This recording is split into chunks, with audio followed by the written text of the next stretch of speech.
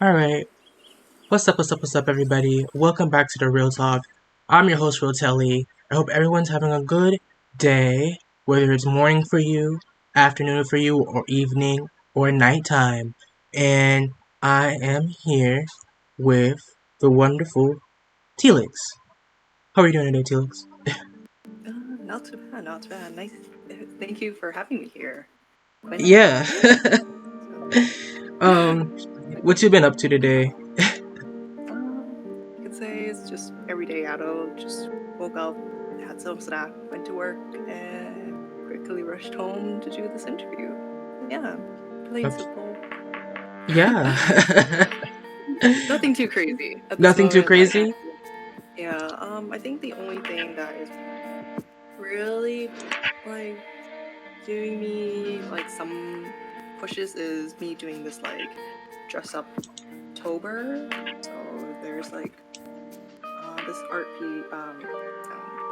this like little mini poster online, and then they would give you these like 31 days worth of like outfits, and then you just have to dress them up to your like kind of way in like creatively,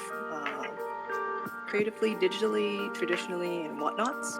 And for me, I'm more of a traditional artist, so currently I'm drawing like some of the designs that they've asked us to like draw, and I've yet to post them because I still need to color them.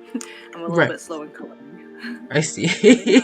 But in the meantime, I am like still doing the day 5 dress up October. Okay. I don't know what to call it, but right now it's just Yeah. trying to figure out a pose. It's very, I don't know how to describe it, but yeah, I'm very bad at describing it. It's all good. It's all good. So I'm glad you have something that keeps you preoccupied in the meantime. When you draw, um, is it therapeutic for you too, in a way? In a way, kinda, because I feel more of in high school, I wasn't really on to like the more, I wasn't into the teaching, the like learning part.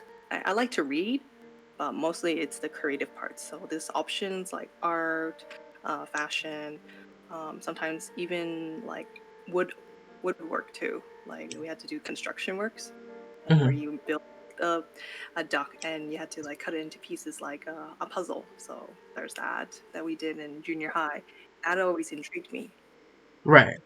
Um, yeah, you can say I'm more of a creative kind of person, but not to the point that I get really known for it. It's just very easy phlegm for me. Makes sense. um. If anyone has watched like maybe my streams like a couple times, every now and then, maybe a month or two, you might see me like not draw, like sew some stuff. There was like some Oh, cooking. it's hard. Some people are saying it's hard to hear you. I'm going to up your volume. Oh, Once. okay. What's Let's go ahead. okay? Thank you for letting us know in the chat. Um, I'm gonna up your Discord volume to max. So, Okay. and then I'm going to lower, because I have a really strong mic. So I have a Okay. because like I do know people in the past have said that it's been hard to hear me. So like I bought like a podcast mic, to amplify my voice a little bit. So I'm gonna take a step back from my mic and just let Okay. my voice project. So because my mic is very sensitive. Okay. Yeah. Got you. But Yeah. yeah, continuing on. Recently I've been doing like some sewings back in like April or something because it was for a con. So I was like streaming of how I made the costume from like scratch, and also every now and then, like once a month, might have seen like me cook like food for me to eat, and like sometimes my sister too. So Mm. it's just like mini cooking. It's not like I'm the greatest chef in the world. It's just me knowing what to cook and hopefully not burn down the house. Okay. Yeah, that's basically what it is. And games, I'm like a hit and miss. I'm very picky with games. Like I'll have to read it, watch some videos, and like maybe get intrigued because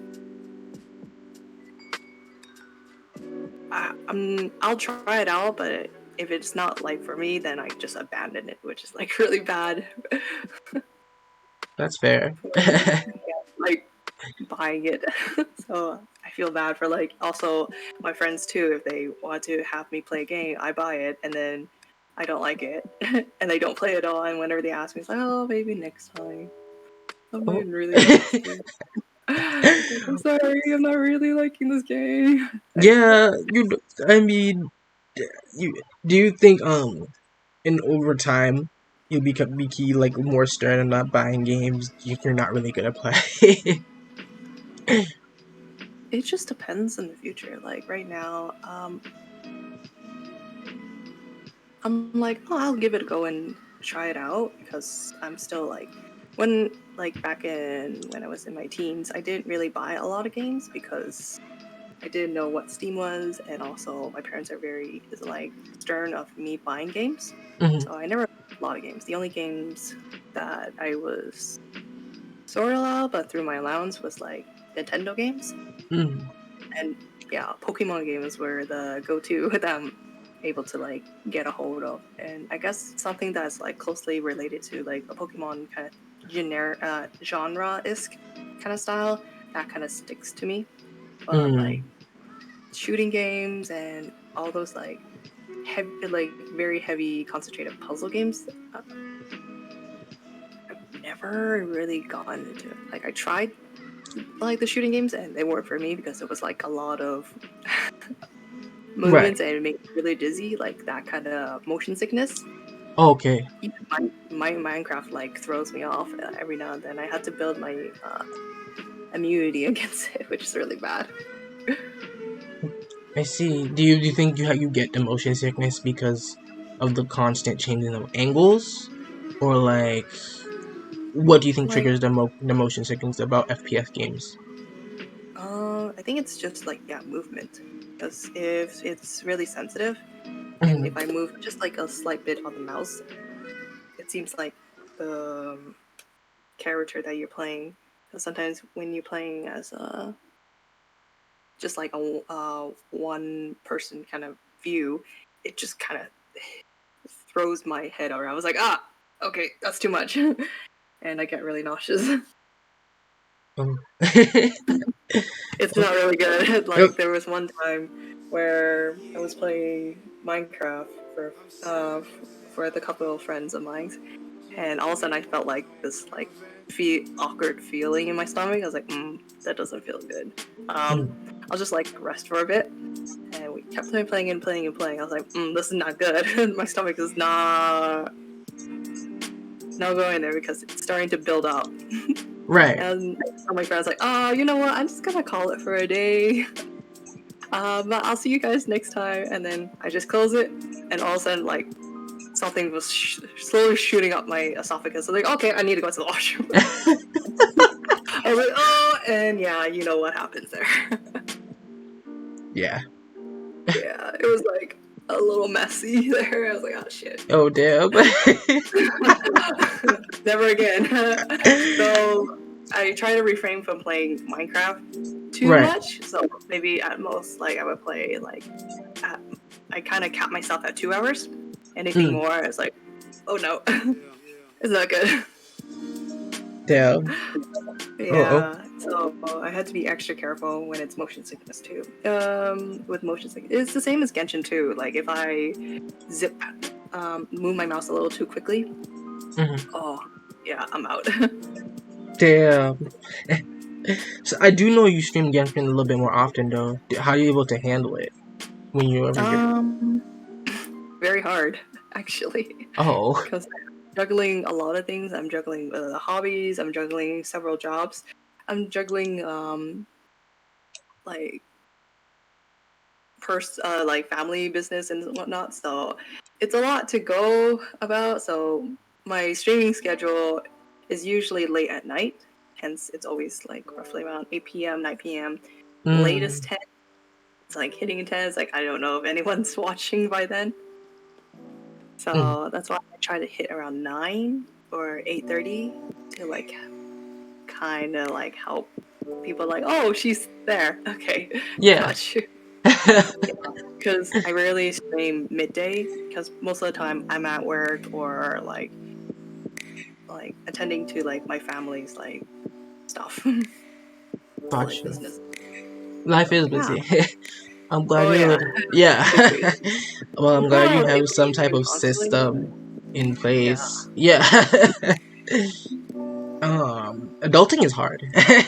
It is hard. Yeah, like if your family members requires you because or they are like immigrants, so Yeah. if they need to like translate stuff, then you had to like go and try to translate or like try to figure out like a letter or like you had to go and do some government documents and whatnot and like Right. I'll give it a shot. That's something I completely resonate with because my parents are also immigrants. Like they're from Mhm. Haiti, they're not from here. So, so like Yeah. I have to do a lot of translation, filling out paperwork, Hmm. reading documents for them. I definitely it's something I definitely resonate with.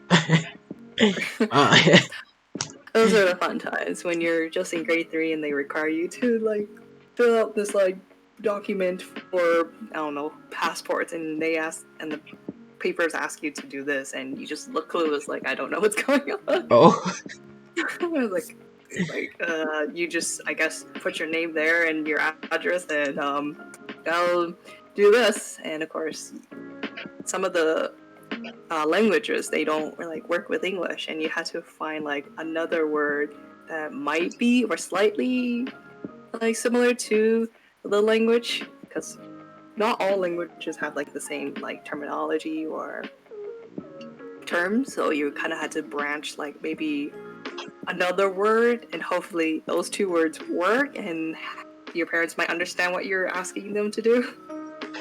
yeah. I definitely feel that. Like, it connect. Yeah.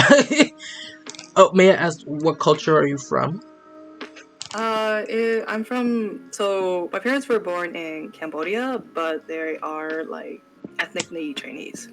I got you. How close would you say you are to your culture? Like, what is your culture? Like, how important is your culture for you? Um, when you're born in a multicultural country, Mm-hmm. you tend to lean more close to like when you first like were born, and you're more connected to like of course your family, Right. so your personal culture. But when as you start to grow up and go to school, of course, culture is sadly like thrown out at the time because you go to school, you start to learn whatever the language that the school is requiring you to learn, which is i.e., like English. So as I grow older, from like elementary to junior high to almost high school, all I spoke was English. Even my parents, I just like for some reason decided not to speak the language that my parents like always had me like spoke to when we were little, my Mm-hmm. sister and I. Um, then during mid high school, I realized like uh, I'm starting to lose the language and I'm forgetting stuff that like is like related to my culture. Like this is bad because then I will like start to lose like who you can say like a part of me in a way. Mm-hmm. And so I start to like try to speak to my parents more in my language, because that's how I'm able to retain it. If I decide to continue on with English, Right. then yeah, language is gone. and there's nothing afterwards. Like you can feel bad because even though your parents don't like show it, they do like in their like self. They do is like, oh no, they're not able to speak the language that we've been like growing up with. So you can say I'm still holding on to like what is left of like of the Mhm. connection between my culture and my language. I definitely resonate with It was that. like a little Yeah. bit rough, like because you already forgot like maybe a lot of it. So at this moment, you're like trying to remember, or you can like. Fortunate enough, I can just ask my parents like, "Oh, what is this word?" Because if I say it in English or describe it, they're like, "Oh, it's this," and they're like, "Okay, got you," and you try to memorize it. Yeah. For me, my first language is English, but Mhm, I would always, it was like I would always live in two different worlds. Like at school, I would speak English and tell my friends it was English. But whenever I was home, my parents didn't mhm, care. They always spoke to me in Creole and Haitian Creole. And I'm just mhm, like, even when I would make a mistake, they would correct me on it. So like for mhm. me, they really prioritized me knowing my native tongue. Yeah. I'm able to speak it. I can't really read it fluently, but I'm able to speak it with Yeah. some type of fluency because Mhm. I just grew up. It was just the norm to always be speaking that at home from a young Mm. age. So I was speaking it Yeah. constantly from like a young age. So that's why I'm able to retain it a little bit better because I was just Mhm. speaking it all the time. Yeah. but Because if oh yeah, go ahead. I Sorry. was just speaking it all the time to a point where sometimes at school, I would say something in Creole when I didn't mean to say something in Creole because I was speaking Creole Oh. so much. So even with Mhm. my, um, you know, American friends at school, they'd be like, what did you just say?" I would have Oh yeah. awkward moments because I was just so used to speaking Creole. All the, Mm. it would, so it became hard to like navigate both worlds. It was like I was living in two different worlds.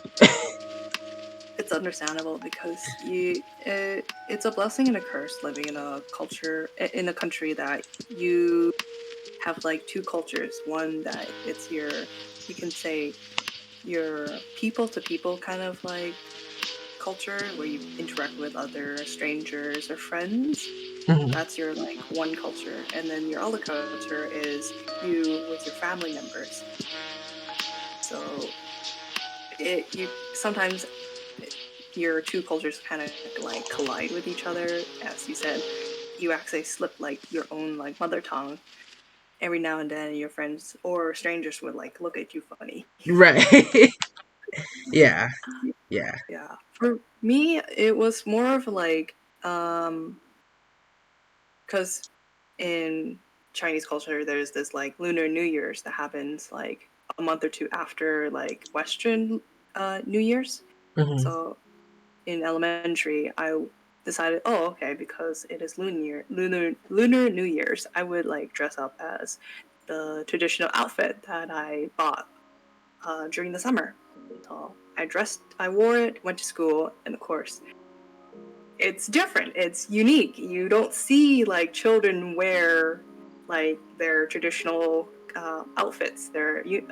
So you only see them like in hoodies or t-shirts and a bit like jeans or sweatpants. So I Right. wore like my traditional outfit, went to school. Of course, kids being kids made fun of me, and I went home afterwards. And you can say I didn't really cry. I just felt like disappointed that people like didn't understand the culture.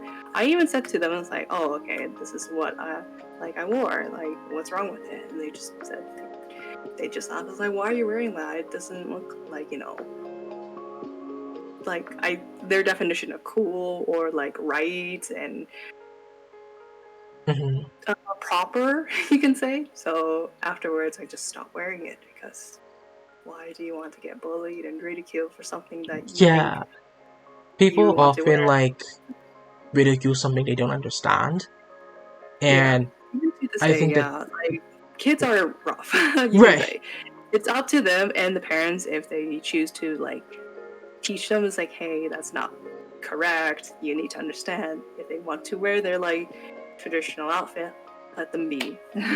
And that's where the topic of cultural awareness comes into play and why it's so important too. Because, America, I actually believe is where I'm from, or if you're from a country, you're from Canada, I believe. Yes, Canada. So, is there a lot of immigrants that come in too as well? So, from different countries. We are still accepting immigrants, like currently right now because of the Ukraine war.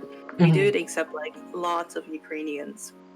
Got you. So yeah, like we see like Ukrainians come because on my day job, I work in a pharmaceutical company in a supermarket. So Okay. every now and then there are going to be we see like a couple of like Ukrainian families who require like medicine. They come and they have like a translator beside them, and they will translate and say, "I have this, I have the script." We just follow suit of what they want.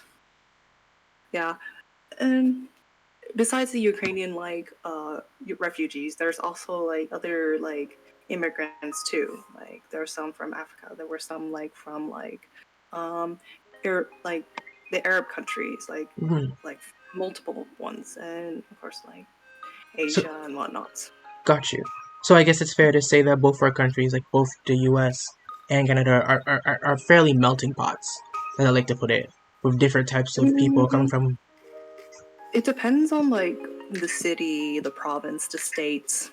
Mm, If choose if it's a melting pot or a mosaic. So because yeah, in school there's like two kind of like ways how you can say the country accepts people. Like if it's a mosaic, people melt in and become like a mosaic where they understand the culture and like let them be what they want to be. And then there's a melting pot where they just kind of like disperse and like let go of their like former self and like start anew. mm, got you. What would you say would the place you live in? Would you describe it as a mosaic or a melting pot? It varies. You can say for me in my city especially, it's on like the middle ground where it depends on where you live in the city, where there are some parts where it is a melting pot, and then another part of the city, in it could be a mosaic, Got you. and it's up to like the kids if they choose to like retain it still or not. Got you. Oh, I live in before I live in the U.S. Um, there really depends. In my state, there are obviously some places that are melting pots, but there's some places where I live, me personally. Um, it's very diverse, and you see a lot of Mm-hmm. minorities there. You see the Yep. black, you see the Latino, you see Asians, and everyone just accepts people for who they are. So I think it's a mosaic. Me personally, from my own experiences. Um, how do you think we can create more mosaics? Like, how do you think we could? What do you think is a good step towards cultural awareness and spreading cultural awareness? So yeah, it's up to the citizens slash civilians within the city to like recognize that there are cultures that are in, you can say, a visible minority, and it's also up to the city and the city council too to recognize it, because I don't know if it happens in your city and where you are Mm-hmm. located, if every week or something, because in my city we try to, it's not the best, but there is an attempt now that maybe this month and this week, mostly on the weekends, excuse me, they would say, oh, this week is, they would try to align it with also their cultural events too, where Mm-hmm. okay, this week in this month it seems like this culture is having like maybe a festival that's going to happen, so we'll try to like implement downtown that they're going to like host this like event and slash festival for them to like enjoy, have fun, try the food out, listen to the music, see them dance, see like maybe their artworks and whatnot. Mm. So that's how the city is doing, and little by little, it will take some time because that it is a scratch, you can say. Right. But if people choose to like go and like get entertained and try to see and experience like the new culture, that is a start. Like let the kids know, let like adults know. They're like, oh, this is how this specific type of like culture like celebrates this, or uh, like what is their delicacy, and this is how they like participate and like express their like personal like likings and whatnot. Right. I think that's a very important step in the right direction. Oh, yeah, also the government too. Like Mhm. I don't know, like our government personally, every now and then, like if there's some sort of major event, like maybe there's like a Hindu New Year's or a Lunar New Year's or like an Arab like huge festival, he would try to like promote it and like have these like maybe 10 to 20 second like um live they it's not really live, it's recorded, where he would try to say, okay, it is this day this year that this culture is celebrating whatever type of fest, and he would, you can say it's an attempt, but he tries his best to like say like a phrase of the language. I see. Yeah. And that's very admirable. um, Yeah, we like as Canada, we always keep on promoting multiculturalism. We always want to strive for multiculturalism. That mhm. is our kind of like under motto. Even Yeah, though sometimes it doesn't show because of like what happened for the past few years of like COVIDs and everything, but mhm. we always try to strive for multiculturalism. That's good. Well, that's very admirable too. I think it depends too. I also depends on the, like you said, the city council, but members of the Mhm. community too. What can we do as Yes. a people? For me, the internet though sometimes can be a little bit harsh. The internet, it can also be a good tool to utilize. Mm-hmm. In terms of when you're using social media and you're tweeting things and what you're putting out there into the world. Me, Yes. um, when I'm making my content as a content creator, you know, Mm-hmm. I'm like I'm myself. I'm unapologetically, I guess, black. I don't really feel the need to like code switch based on who I'm talking to, or you know, I present myself from what I grow based on what I grew up with. Like I'm don't really feel the need to like, I guess, go into the melting pot where I have to blend to what people are used to seeing. Like I'm very open about my experiences. I'm open about like what I've gone through growing up. Like I talk about things like this. I talk about sensitive topics. I've talked about, race. I've talked about sexuality. I've talked about a lot of things with my platform. And it's very unfiltered. And I hope as I continue to try to grow my platform, it reaches more people. And you Mm-hmm. see, what I hope to see from that is a gradual shift in how people respond to the topic of race. Because for some reason, whenever the topic of race is brought up, Mm-hmm. um, it's often met with a little bit hostility, a little bit of fear, because Mm. people are worried. One, people just don't want to hear it. Two, people may worry they may offend someone.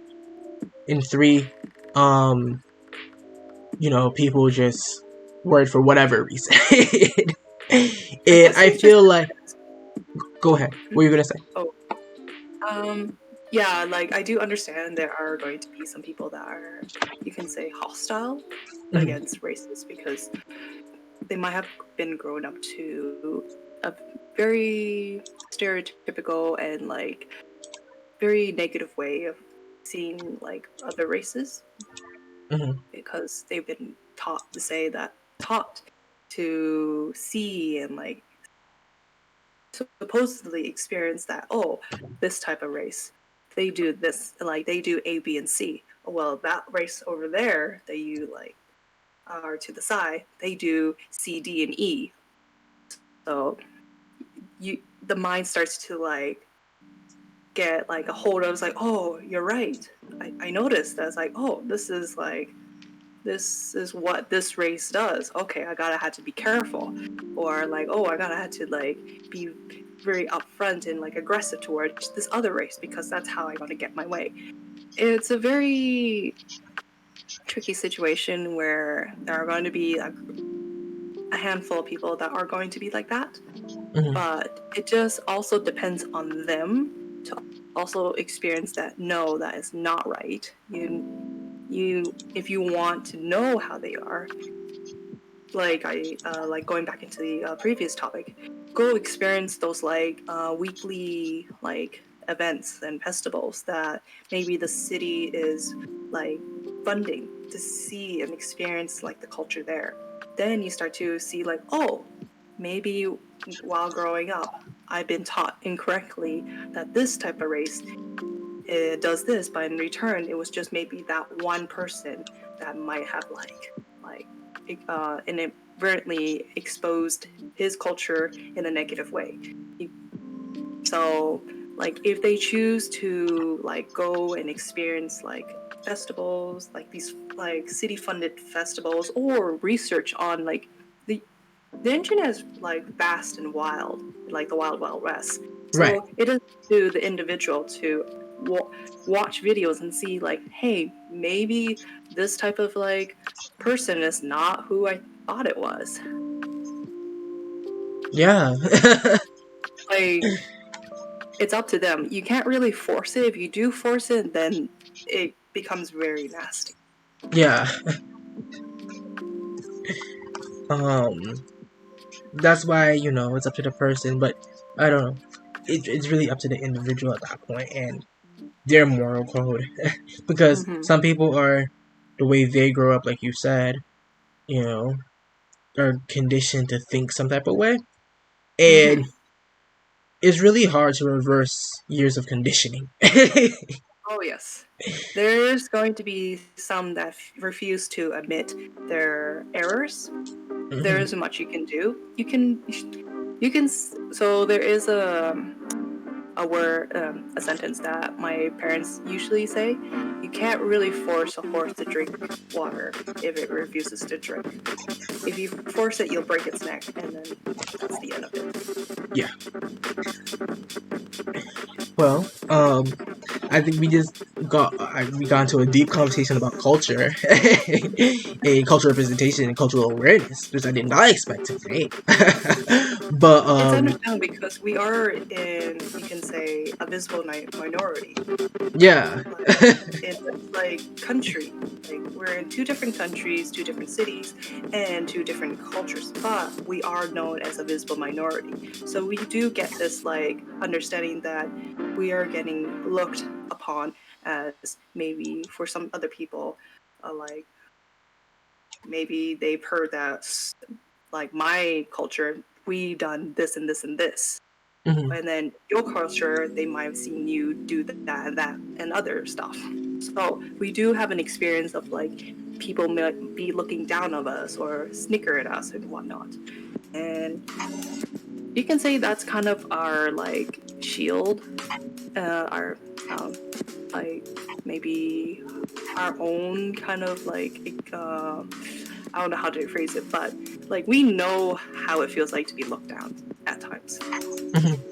Because we are not the race that they want us to like see us. Right.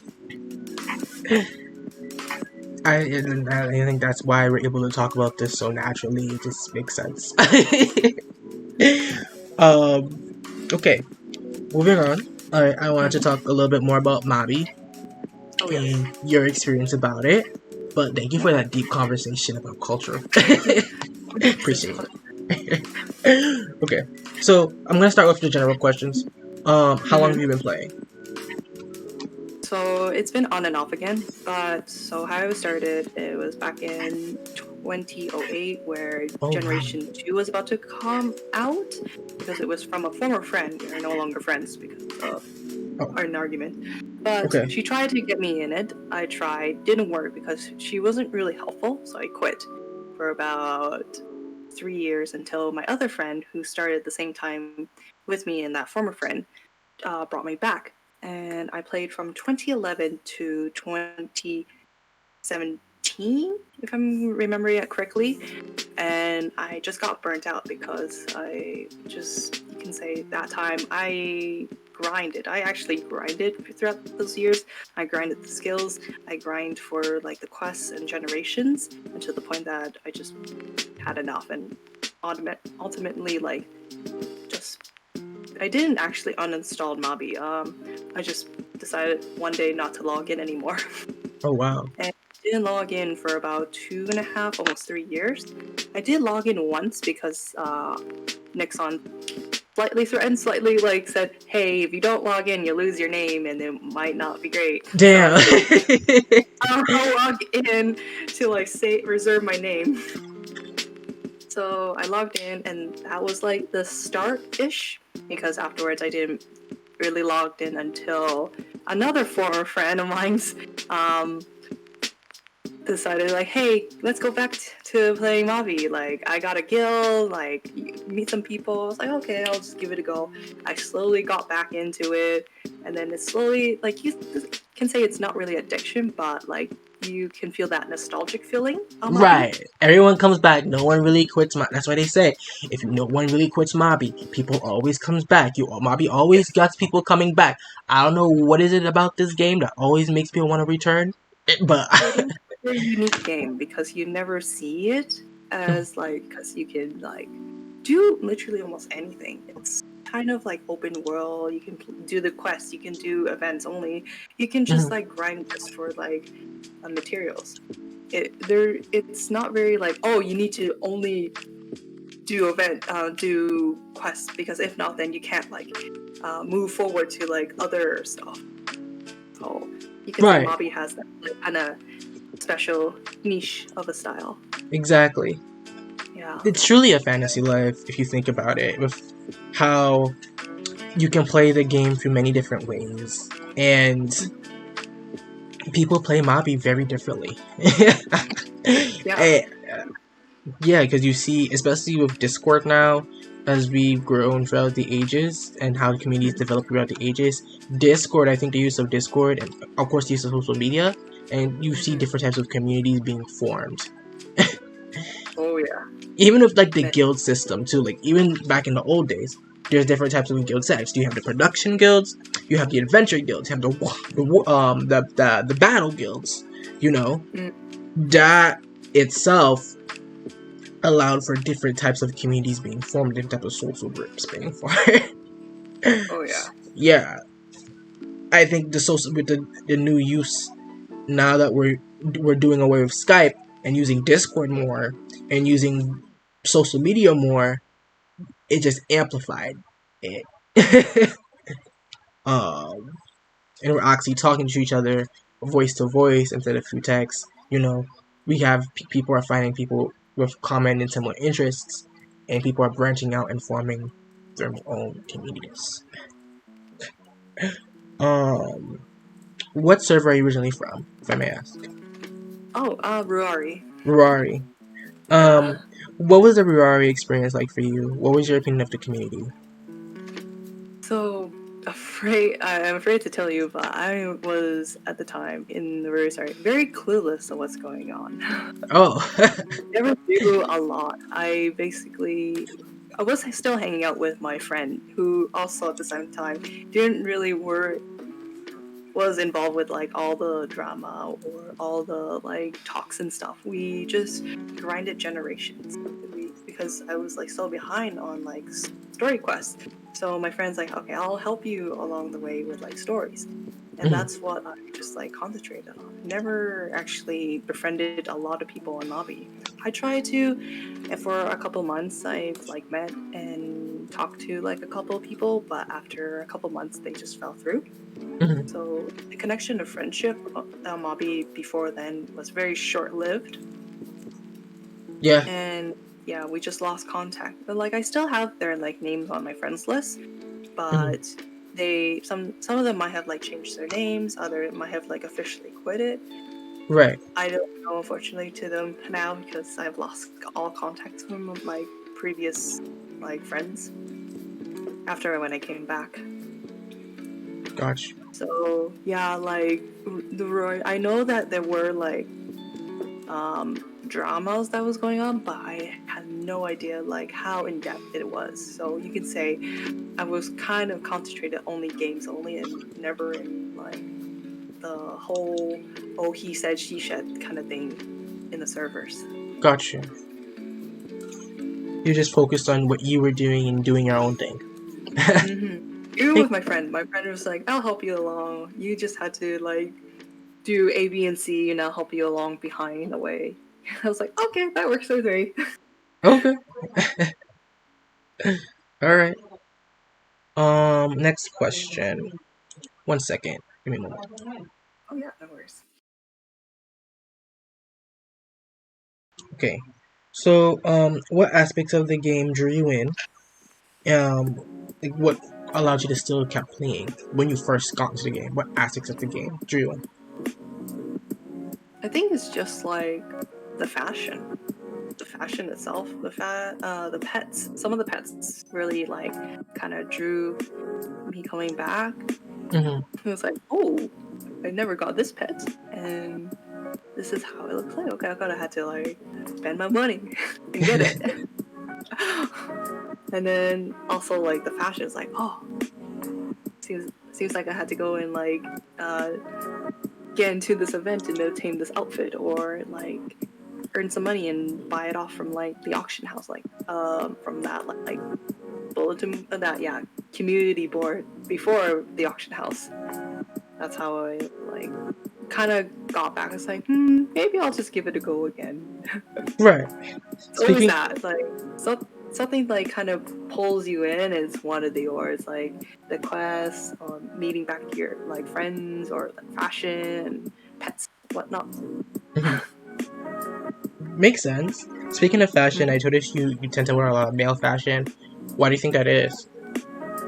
I don't know, like this is like maybe back in the day, because this is not my main account. Before I had another account Okay. that was in an old email that doesn't really exist as much. Doesn't exist because it was a school email. So I Oh. lost that school email and I had to change it to like another email. And it's like, okay, I'll just start new. Hence the reason why I came back in 2011 and Gotcha. started a whole new account. And I decided just to go male.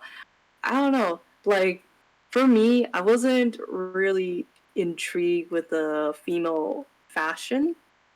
Like at that time, because it didn't like sit right with me. So I said, okay, I'll just go to like the closer one, which is a male. I was like, hey, it's plain Jane. I'll just work along with that. And then here I am, just still like playing as a male character.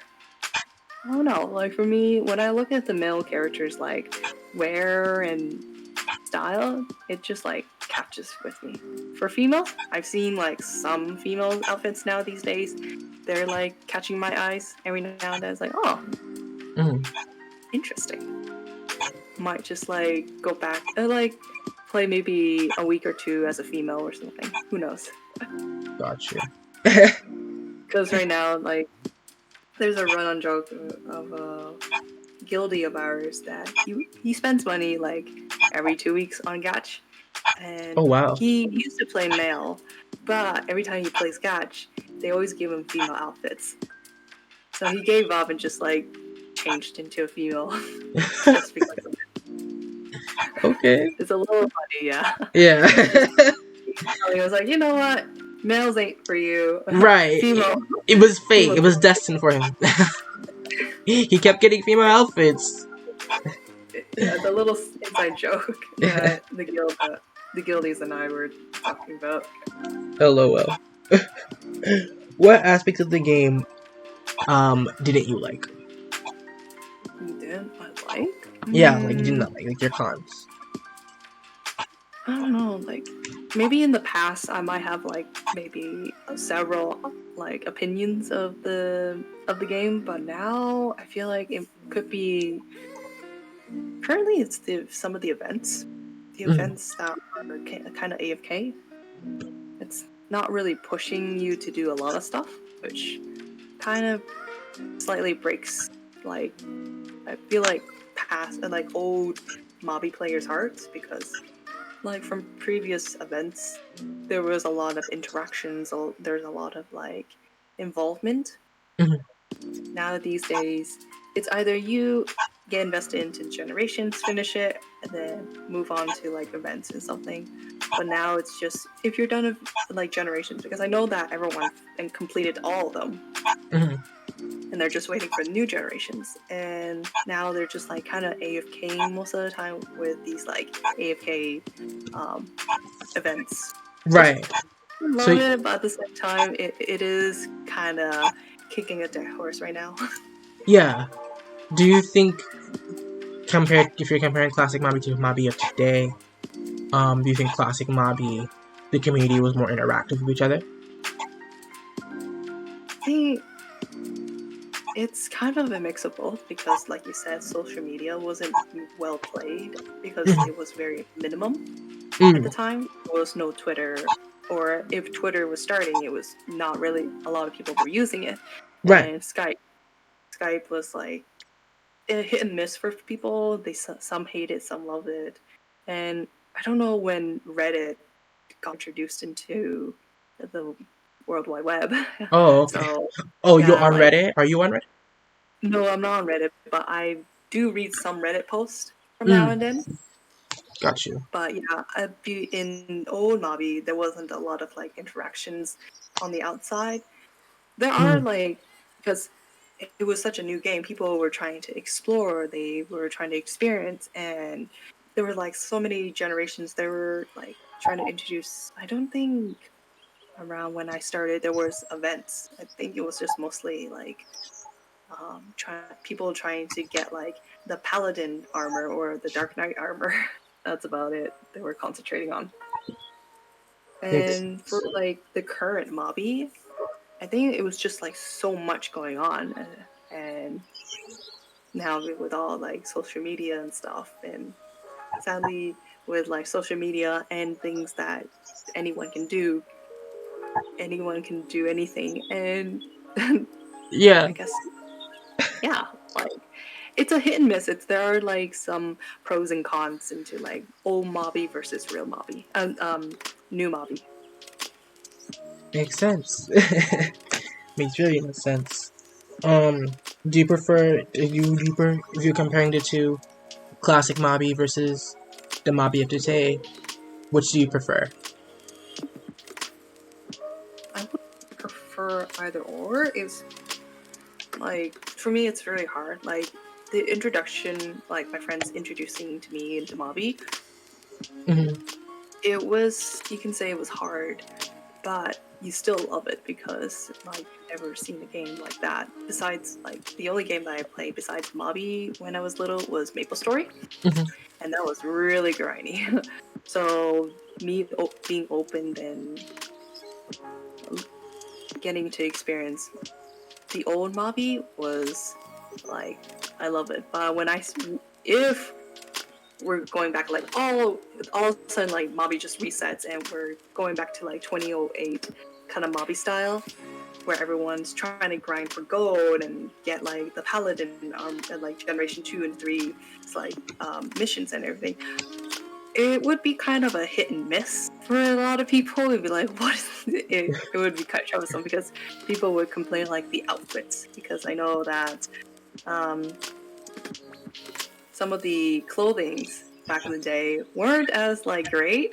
They were very boxy and choppy, Mm, and people were like, they didn't mind it because it was trying to get into that medieval kind of feel. But now these days they're updating like the the coding, the style. So right. there's that new Bobby where you're like, I love it because the the wear, the pets, and everything, it just looks nice. It's smooth. It's not clunky and stuff and chunky. Got you. Yeah, I definitely agree with that. It's smooth, definitely less problems. And the game has come a long way. Oh yes, like we were still complaining about like our mitten hands You're to this right. because we didn't have those like nice, smooth like coatings of like movable fingers. We just have these mitten hands. Yeah. For me, this is like the unpopular opinion, but I always wear gloves because I don't like the fingers. They're a little weird to me. Like I don't like the way they Understandable. are. I don't. It is hard because you look at it and you're like, what is my hand like just cupping?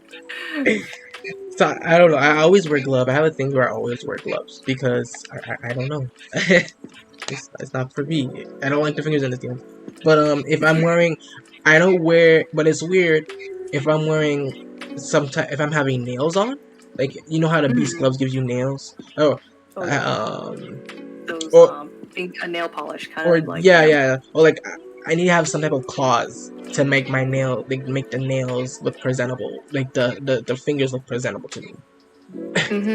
Yeah, like because I like the aesthetic of what I'm wearing, but that's always a hassle too because one, with those beast gloves or some of those items don't have the skin tone that's my complexion for my character, so like I'm always it's a hassle getting they're finding the It is right dye good. code to get it.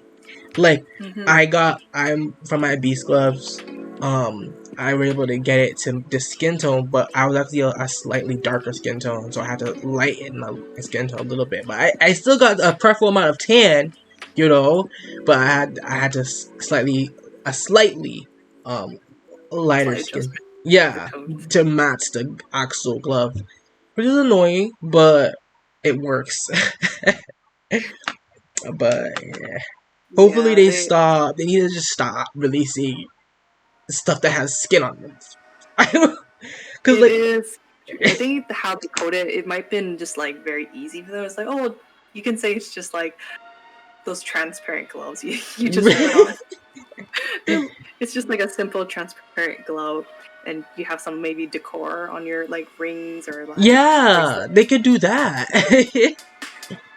Yeah, I think that's their like simple coding. They just don't want to like recode like something. It's like, oh, because they have like maybe one ring or two rings or something.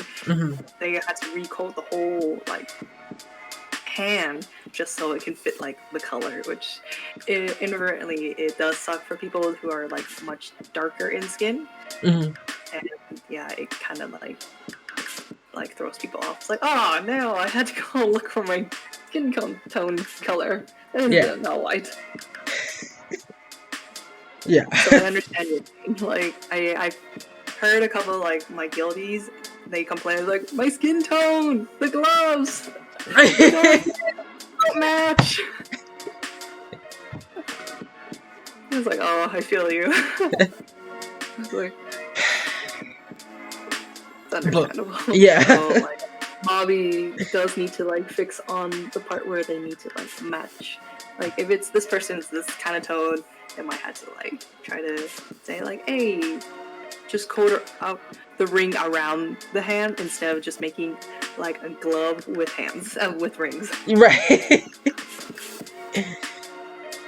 I don't know. I just need to start listening to, I feel like if they listen to NA, like listen to like community stuff, because my thing is, I always say this: if you make a North American, if you want to have say if you're any game that from a foreign country, if you want to have a successful North American adaptation, right? You have a game that's marketed towards North America.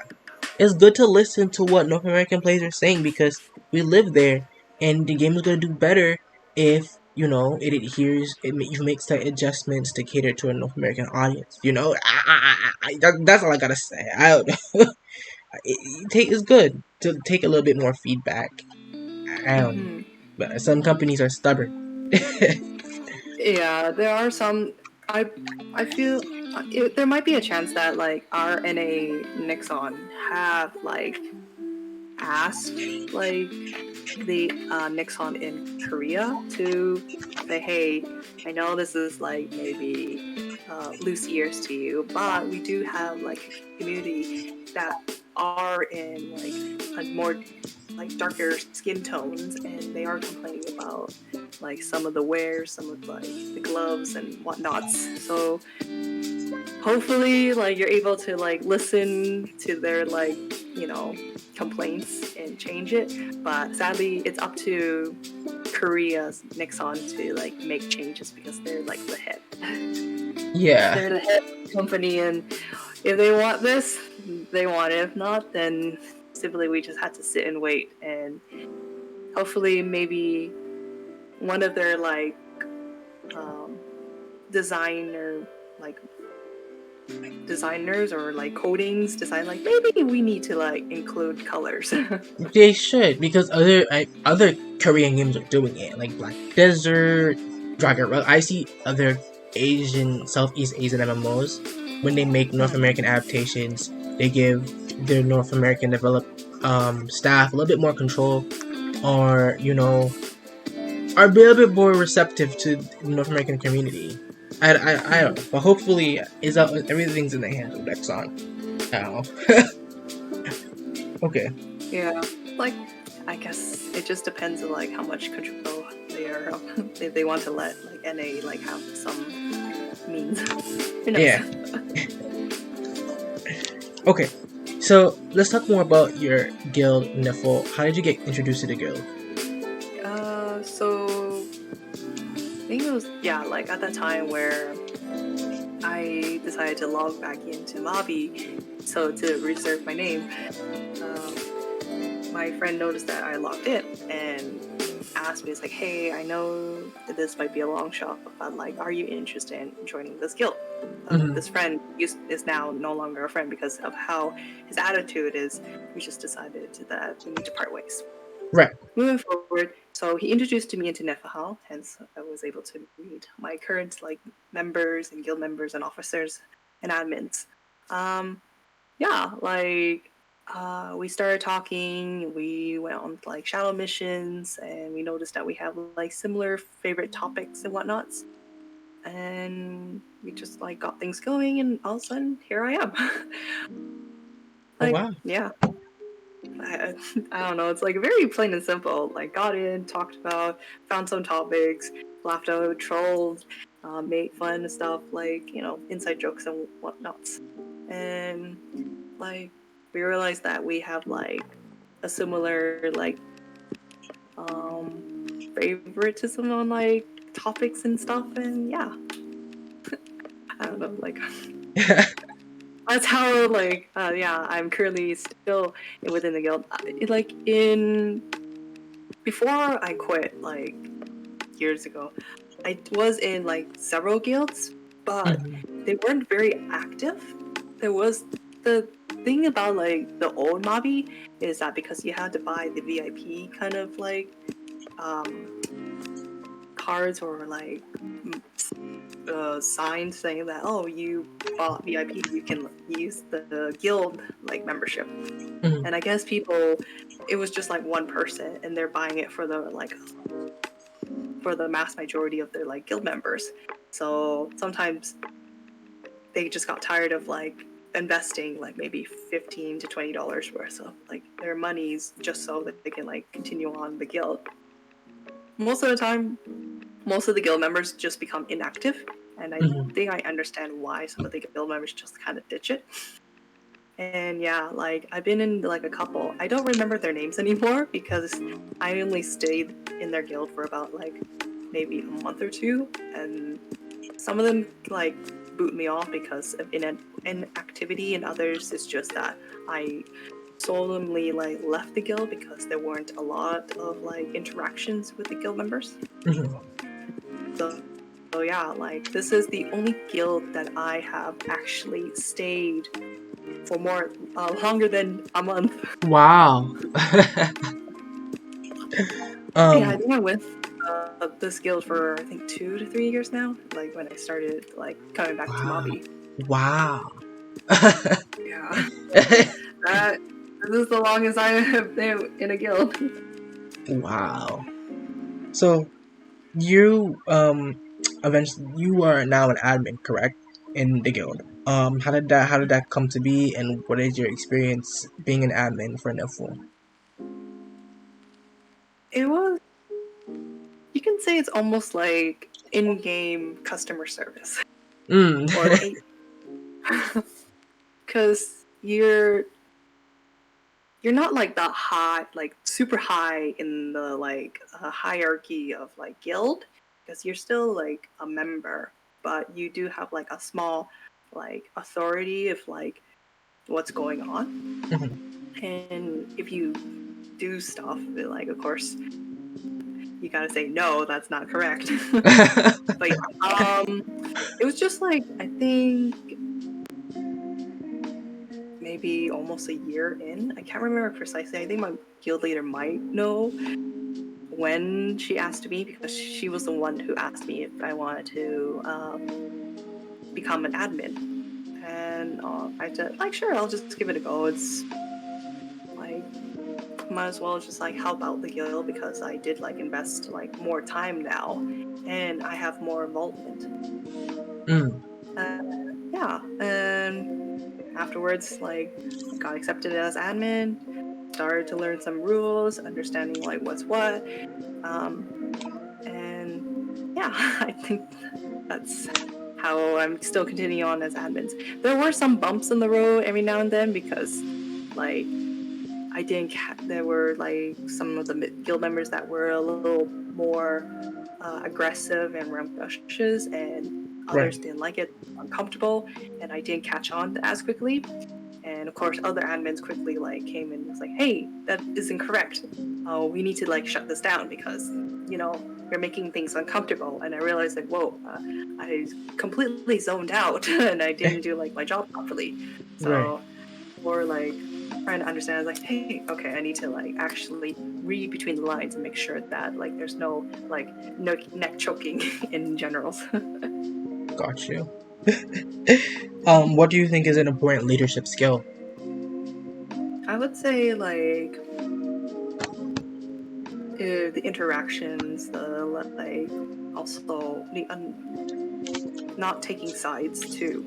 Like if for leadership, they need to listen to like both sides of the party to understand like what's happening, because yeah, not everything's completely like a utopia where everything's grand and dandy, no problems, no drama, no whatnot. There's going to be like issues within a Right. group.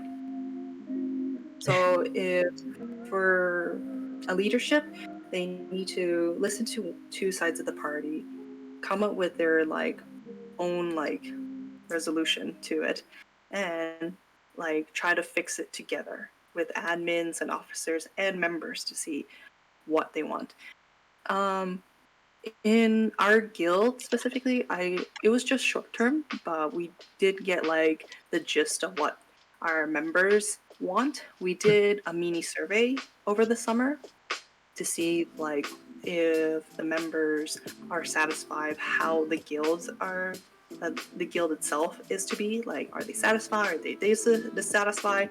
Did they want any like small like contests / competitions, and like if they wanted to be like involved with like shadow missions and tech and whatnots to Right. like get the guild like involved, because I know that that's how you start to like make it a dead guild if there's like not a lot of involvement.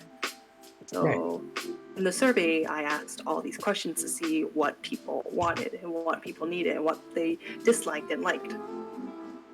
And of course, it was run through like the admins and leaders and officers, and they gave the okay, and yeah, we got people growing and like showed their like opinions, and we helped adjust it, and yeah, Okay. that's we might like make another survey, but it's up to like um yeah, admin and like yeah, to see if they want to like move forward with it. Because it was Gotcha. just short term. What was the biggest takeaway you've learned from being an admin in NIFA? Um, I think it was people kind of look up to you because you're kind of like the supervisor in a way ish. Mm, Like in game supervisor, you had to make sure that everyone's playing nicely. And if someone like decides to maybe like in a playground maybe accidentally push someone, and of course maybe the person that got the push felt like maybe it was intentional or unintentional, and they start arguing, so you had to break apart and see if there's like a way to resolve it. So that was kind of like that moment where some of the guild members did have like some arguments and complications between like other members, and yeah, we the admins have to like intervene and say, hey, we don't want any like bad blood. yeah, What's going on? Is there a way to fix it? If not, we can like sort it in DM. exactly. I think that's really important too. And I also think, because I have to lead in, I manage a Black Discord. I can relate to that because I manage a Black Discord. I manage help manage community events for Mabi community, So, in a way, since I do have, I can relate to, like, dealing with internal drama because you have to kind of step up and supervise people, make sure everyone in the community is getting along. And I think you're kind of forced to be a people person.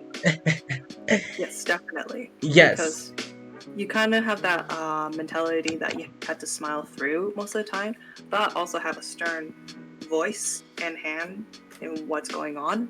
Mm-hmm. Because though you look happy and everything, but you also have to make sure like though we there's like this like, oh, we're a good guild and everything, nothing's going wrong. You also have to like stop if there's any issue that's going to happen, like if someone is like passive aggressive, and there are some people that don't understand it and they start to like get aggressive, and you're like, nope, and now stop. Yeah, yeah. And you also, like, it pushes your boundaries too a little bit too, because sometimes you have to be the bad guy. You have to be the bad cop. And it teaches, it gives you a sense of, I feel like being a leader or being in any leadership position or in any administrative position pushes you to be outspoken, Hmm. especially if It you're an either, introvert. Go ahead. yeah, it's understandable because like if the like member feels like you're the bad cop, then maybe this like member doesn't understand like what's right and wrong. Mm. It sucks that you have to like put a firm fist saying like, hey, this is not right, smarten up. Because this is ridiculous, this is a game, please do not be an ass, like everyone's just trying to play a game. If you don't like it, kindly leave. Like, we don't want anything like dramatic or anything. Like, if you don't like it and you can't seem to like get over your emotion, then I don't think this guild is right for you and fit for your like needs and wants. So you Yeah. can look for another guild that might like fit for your like kind of like interests and whatnots. But yeah, not this one. Yeah. How has that helped you with life in general? um, you can say like through and through, it's like the maturity. Like you have to be mature. Like when I first join the guild, I still had that immaturity still. Immaturity, and also like I wasn't very hugely involved with the guild because like I didn't know what to do. Like Right.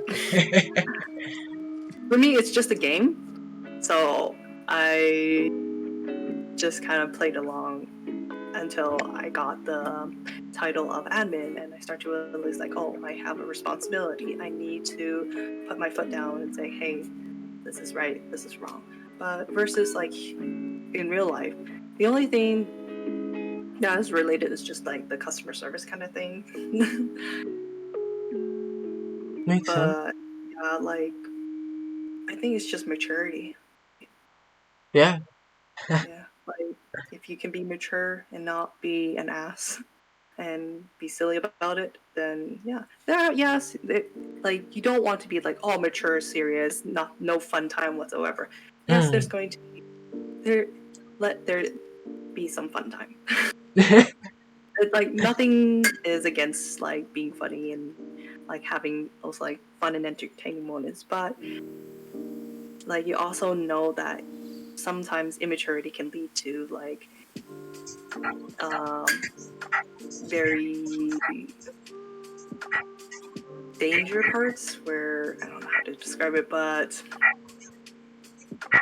sometimes you think like you're just playing around and all, and then other people just start to like say like, okay, maybe they're not understanding that this is serious. Why you're just like acting like it, like this is nothing, and of course that leads to like having two parties going at each other, Yeah. which is not fun. No, So, not fun at all. mhm. Okay. All right. I think that's really important. I think I've learned me too personally. I've learned how to be a better people person. Mm. And how I communicate, and I've learned to have effective communication with others. Because before when I first started being put in leader positions, because I'm currently in school, but I still do like a lot of part-time jobs to help get me through college. I'm a student. I still run community organizations at school. I'm very active in school. Oh, So, I've learned how I think Mabi, I'm already dealing with managing or talking to people on a daily basis because I'm constantly talking to people on a daily basis. The fact that I'm constantly talking to people online on a daily basis now only amplifies me socializing with others. So I have to communicate more. So I've learned essentially how to get my point across in a way that we can both reach, at least with the other party, reach common ground and be able to be in harmony with each other or coexist in the same environment.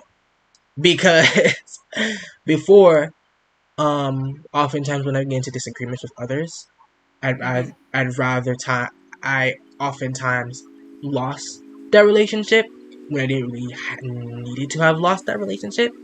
So I've learned to navigate essentially effective communication to be able to reach resolve with other people, to continue to build and grow with other people, especially if you're in a team. Like, yeah, I have my own admins. I run the Black Discord and I have my own admins. We don't always agree all the time. definitely. Yeah. There's going to be like some disagreements. Like not everyone's like, oh, yay. Not that. There's Yeah. going to be some days. And I'm sorry if Niffle, like, people, other admins, you don't always agree with them. You guys don't always agree with each other. But you guys are able to still reach some type of common ground, or at least talk to each other to a point where our guys are not digging at each other. Like, you know what I'm trying to say? Understood. Yeah. There were like some situations that happened. Like no guild is like far from like drama.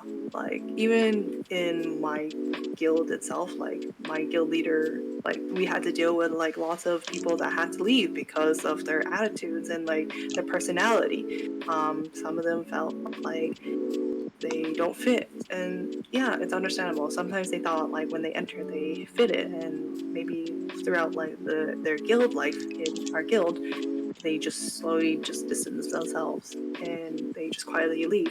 It's understandable. We tried to like reach out to them, see like, oh, what's going on? Was there something that like kind of threw you off, or you had some sort of an argument or something, or disagreement? And of course, like some of them would like reply and say like, oh, maybe I'm just not in the right place at the moment. I just need a break. There are going to be some people like that, or others like, oh, I thought the guild used to be like this, but now it's become that, so it's not my forte, so I'm leaving. I was like, okay. And others that like,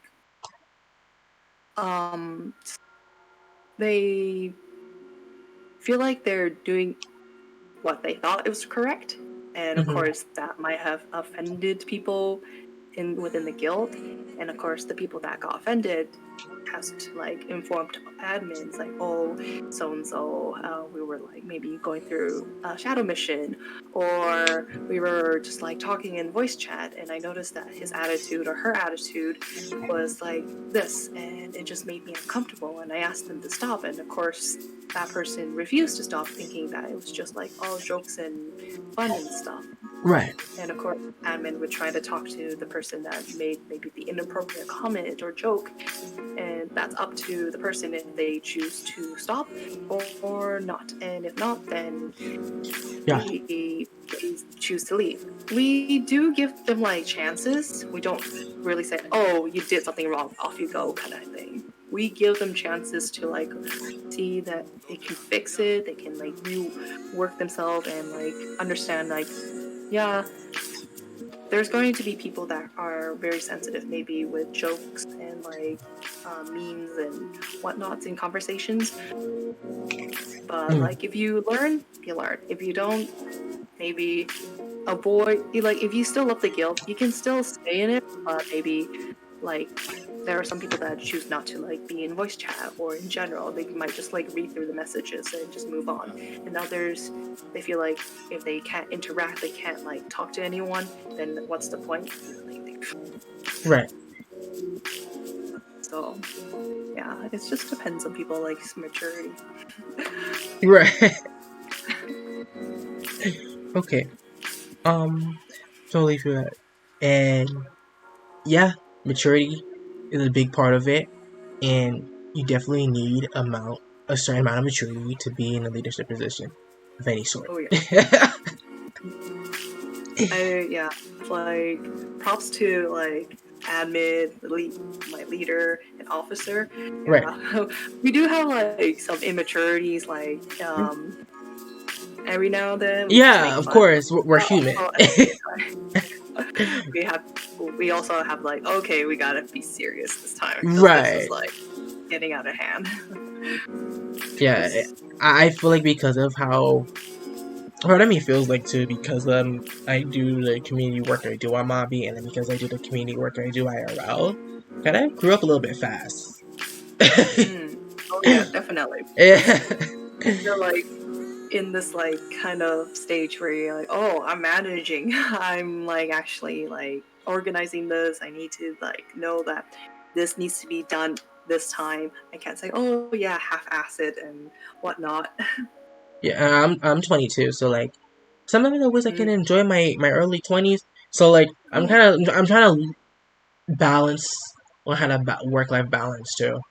If you're trying to do the same thing. So, but what I'm trying to navigate for me personally is managing my social life. Yeah, yeah. I'm trying to find a happy medium. But moving on. Let's talk about soul streamers. Pros and cons. How do you get into the program? What made you want to apply? Well, I'm asking a lot of questions. What made you want to apply? When you got in, what do you think the pros and cons were? So I think I think it was just during COVID that I noticed some people were streaming on Twitch. Mm. So I was like, oh, okay, I'll just give it a go and see how it is. So when I first started Twitch, it wasn't Mobby that I streamed first. It was the game called Genshin Impact. So I Mm. streamed that. But then I took a break. I was like, okay, and besides like Genshin, I'll just like, I guess you can say start to like say, oh, I'll try Mobby and stream. They might be like a first and a scratch to see like maybe people are interested. So I started streaming Mobby there and took a break for a bit, and then until I came back and streamed a little bit more, and yeah, I started streaming a lot more because I wanted to have people see like, I guess at that time I was trying to finish like generation 22, 23. Mm. Yeah, the Alba Nights. So I've been streaming like any day that was possible for me to stream without any interruptions. Mm. And that time I had a lot of free time because I was able to stream from like 5 to 9 hours. Oh Like, wow. yeah, it was like a long stream. I streamed and streamed, and my guild member and like guild leader said like, oh, I know that you stream like quite frequently. You might be interested like this thing called like soul streaming, because like there are like some soul streamers that are streaming like Mobby content. They're like uploading videos on YouTube of like Mobby and stuff. I was like, okay, I'll give it a shot whenever like their application's open. I'll give it a go. So lo and behold, I think it was just back in I think November or October or something, their application opened, and yeah, like they said like, hey, just drop your application, ask why you want to join, and then wait for like reply. Did the Mhm. stuff, dropped it off. Several weeks later, I get like an email saying that, hey, it seems like we looked through your channel, Twitch, and noticed that it kind of follows a line to like what we wanted. And yeah, we want to like introduce you into the soul streaming. I was like, oh, sweet. I was like, oh, I feel honored. Thank you so much. Because this is the first time like I actually like got this title. You could say it's like a first, so I just feel like honor and appreciate that like you recognize me in a way. Yeah. And yeah, from then on, here I am, soul streamer. Okay. I don't know, like any pros and cons. Like, I'm maybe I'm still new to the soul streaming because I haven't yet to find like the cons Mhm. of being a soul streamer because I haven't maybe overstepped my boundaries yet. Who knows? Mm. I feel like if I was a soul But streamer, I would be overstepping boundaries. I don't know. Because what content I make, like on YouTube, I'm making I'm doing, have you ever heard of the show, a Bad Girls Club show? yeah, I've like seen a couple of clips. I was like, huh. It You was seen, like a little yeah, like, you seen Bad Girls Club before? no, I haven't. Okay, but you seen my Babanogi version of it. A little bit. Just like I've seen like scenes of it, but like not the whole video itself. Okay.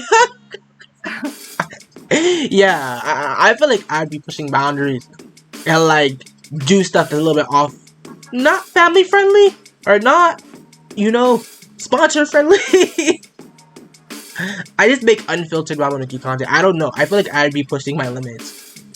I don't But know. yeah, who knows? Like I don't know what the boundaries of like the soul streamers. So like for me, I haven't found any negativity that like would bother me, or if there is any at the moment.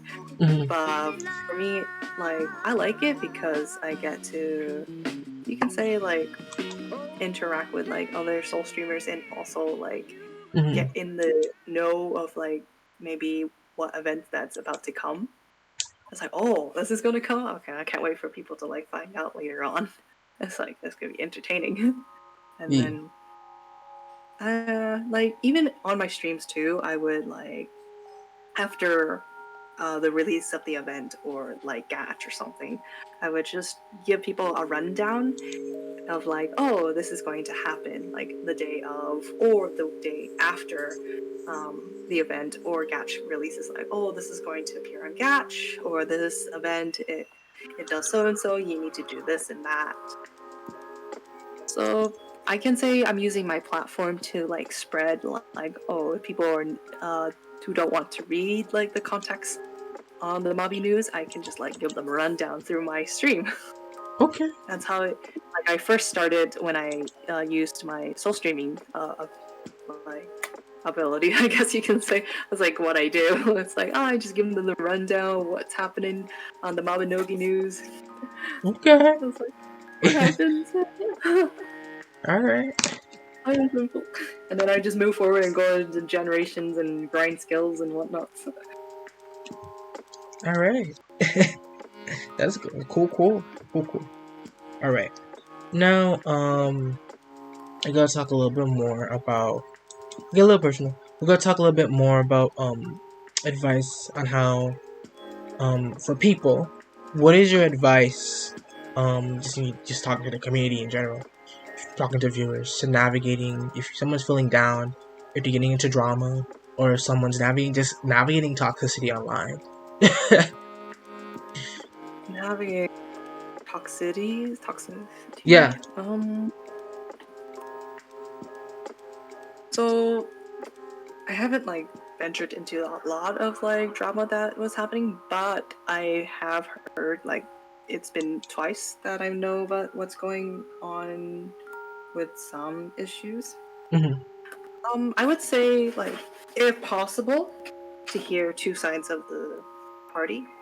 There are of course going to be some people that might have exaggerated some of the scenarios or some of the stories, or like made up some of like what actually happened. Mm-hmm. So yeah, listen to two sides of parties. Hopefully like both of them are like honest of what happens, but you can't be for sure. And then yeah, like I can't really say avoid it at all costs. It's very hard if you have like maybe friends or guild members or like acquaintances that you known, and all of a sudden they're like locked into this like controversy or drama, Right. and you had to put up a support for them or like against like the other person. So for me, I would say like listen to both sides of stories and make up your own like verdict of what has happened. Like yeah, there's going to be chances that you might break a couple of friendships of like what your opinions are on about, but this is your opinion. You can't really shape it unless you feel like, oh, I'm going to say like, oh, if my friend's right, then it's my friend's right. It's always right. Like, yeah, it's understandable. Like, friends are friends, and you don't want to go butt heads. But if that happens, like one day, maybe you are going to butt heads with them. Hopefully, in the end, after like that whole thing that goes over, they start to understand like, hey, maybe I was being a butt, and realize like maturity, like this is just a game. I don't want to ruin our friendship. Can we make amends? Right. Yeah. Like it sucks that there's going to be like disagreements and arguments and like I wouldn't say all out war, but like controversy, I guess, of what's happening. Maybe someone accidentally, inadvertently, like rashed someone in a negative way, or might have like talk slurred. There's like lots of things, but I Yeah. hate like you can't really avoid it, but you had to understand it, like what was going on. Yeah. Because like that's how like we sort in our guild, how we sort like the situation. We try to reach out to two parties and see like who's right, who's wrong, what we need to do to fix the guild in order for it not to happen again. Right. Because if it were to happen again, then we're not doing a good job. Then we need to improve. We need to fix some things. We need to set rules and policies and like and enforce it. If we don't enforce it, then what's the point of these Exactly. like rules and regulations? If you just say it and you don't enforce it, then it's just words. Exactly. Even like the word, even like the saying "sticks and stones may break my bones," the words "no never hurt me." There are going to be some that actually do hurt, but also you have to know that we need to put that down because we need to stop it. Yeah. Like you gotta understand, you have to like no is no, yes means yes, or yeah. And what is your advice for maintaining self-care? Because Mobby can take people for a wild ride. Some of the dramas I've been, I know Mobby has taken me for a wild ride. So what is your advice for players for self-care? Self-care, Yeah. I would say like it depends on, so self-care, you have to look at yourself and in the situation. Hopefully if you are able to like take a step back and see what's happening. Is the game taking over your life? Is the game like causing you to be stressed, causing you to be depressed? Is it causing you not to be happy like you once was? If it checks mark in all of those like scenarios and like questions, then maybe you need to take a break from the game Mm-hmm. and like I don't want to sound aggressive or anything, touch grass. Oh.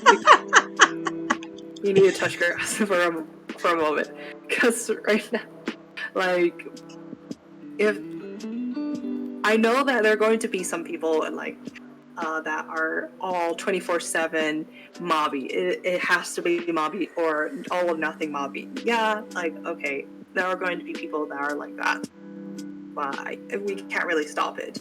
But if it's ruining your like mentality, your self-care and all, then maybe you're taking this game a little too serious, and hopefully you can like recognize that maybe you're doing this a little too overboard and need to take a step back and maybe just like take a break. I know that there's going to be people who say like I can't take a break. I was like, what do you mean? I can, or yeah, there's like, oh, what do you mean I can't take a break? I can always take a break. Or others are like, I can't take a break. I have to go. Like I had to grind. I had to do this and all this stuff.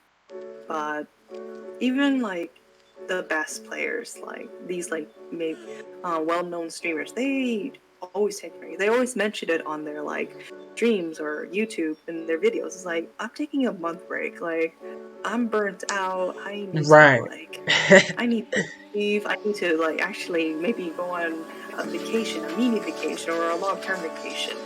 Like even myself, after that burnt out in 2017, I took like a 2 to 3 year break from Mobby. I didn't touch Mobby. I didn't even think about Mobby. I didn't even go on the site of Mobby. I didn't even like see, hear, or you can say taste Mobby, but yeah, like I didn't even bother to like acknowledge Mobby exists for that long until like my former friend decided to introduce me back, and I was like, okay, like I did my break. I have that like slight inch of returning. I'll give it a go and see. But yeah, it just depends on the person if they can like recognize it. Also, like it doesn't have to be just you. Hear other people out.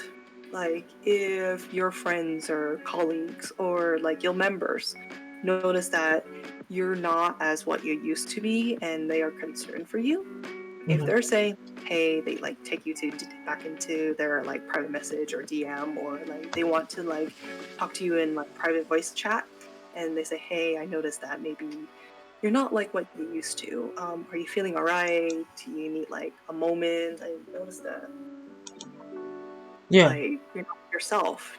Like you can take a break. And like I am, and like you don't need to feel bad that you're taking like maybe a week off or a month off, or I don't know, anything just to like, you know, help you bring back who you were once were. Because like right now, they would say like I as a friend or I as a colleague feel bad for you right now. Like you're in a shitty moment. I don't want you to become shittier. Right. Like I don't think anyone, even including your friends, like yourself, like you don't want to see your friends feel shitty and then continue on being more shittier just playing a game, forcefully playing a game because they have to play the game. If you feel like your friend is in a situation that they feel like they can't leave, you need to like sit them down one-on-one or maybe in a group if you want to, and try to talk to them like, hey, you need to stop. Like I don't want you to ruin your mentality all just because of a game. If you want to, but it won't be pretty because you're gonna lose more than you thought you are. Exactly. Because yeah, now these days, like it sucks to say, like in the pharmacy that I'm working in, every person that I like packaged their like medicine, almost everyone's depressed. Everyone's like antipsychotic. Everyone's depressed. Everyone is like not in their best quality of state of mind. Like everyone's taking like some of them take like very few like medications for antidepressants, and others are taking like huge amount of like medicines just to cope with like maybe like huger stuff. Like these days, it's mentality is a huge need. You need to like help heal it. Mm.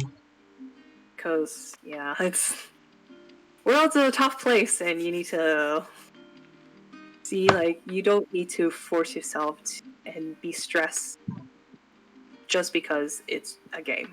Like it sucks. Some people won't listen. Some people will listen. It's just up to them. And if there are Exactly. like people that are willing to like help others like recognize it.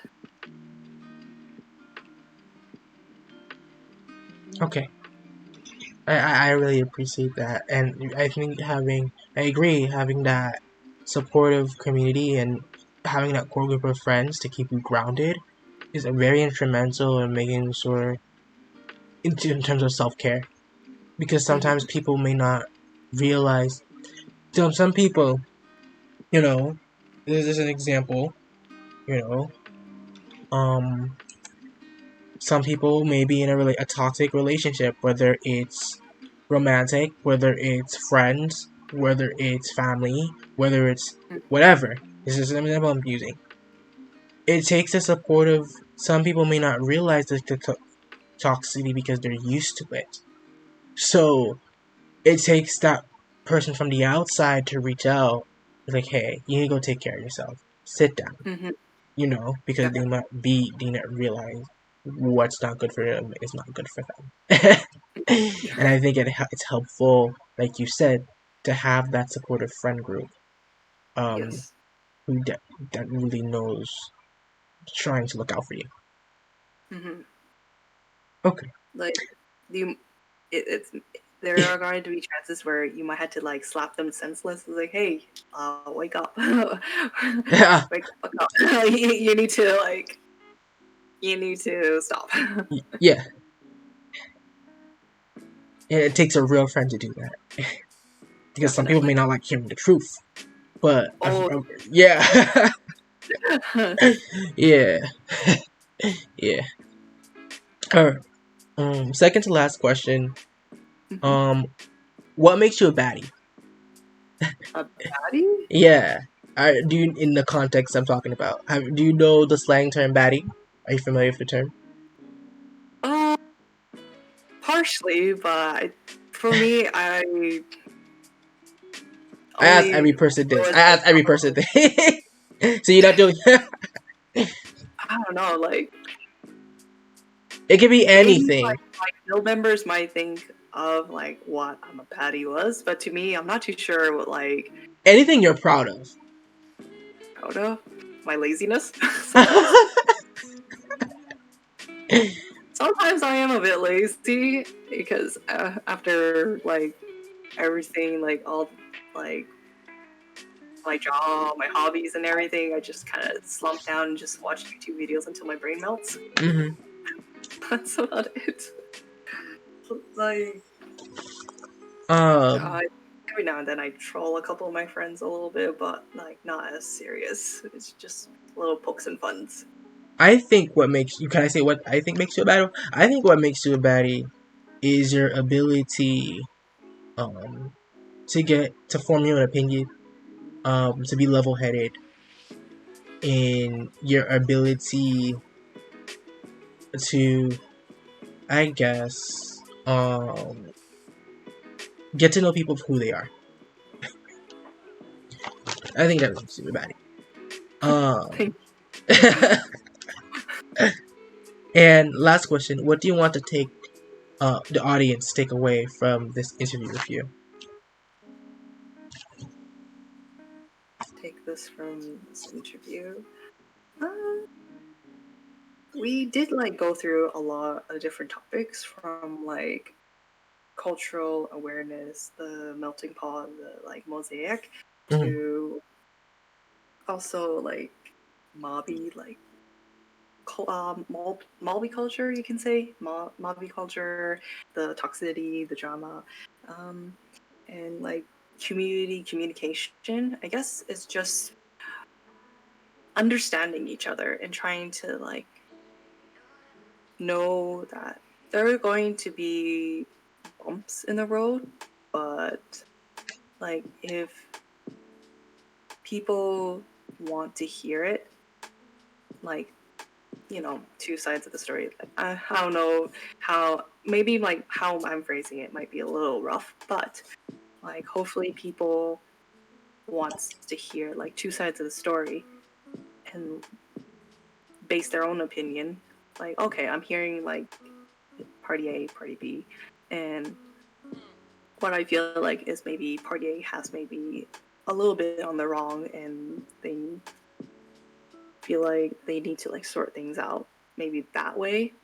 Mm-hmm. But it's just like a lot of communication. Like if they're able to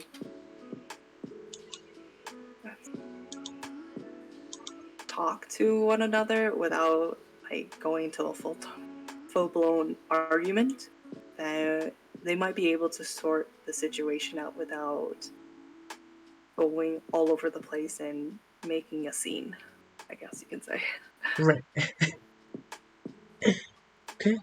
Telix, thank you for coming on to the Yeah. stream. I enjoyed this interview. I hope you did too. It was really a pleasure having you on. We talked It's a about so pleasure. much.